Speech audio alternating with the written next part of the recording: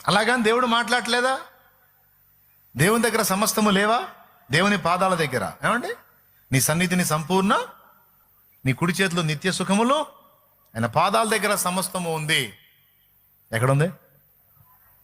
అది ఉంది అని చూసే కళ్ళు నీకుంటే, అది నమ్మటం నీ చేతనైతే, ఆ విశ్వాస నేత్రాలతో పొంది ఉన్నానని నీవు నమ్మగలిగితే, చూడగలిగితే, ఖచ్చితంగా అవి నీకు దొరుకుతాయని మీరు ప్రార్థనలో అడుగు వాటిని పొంది ఉన్నామని నమ్ముడి, అప్పుడు అవి మీకు కలుగునని ఆయన చెప్పిన మాట అక్షరాల సత్యం అవుతుంది.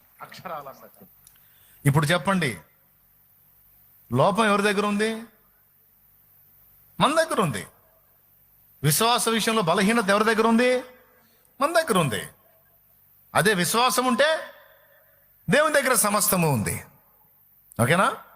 దేవునికి స్తోత్రం కలుగును గాక.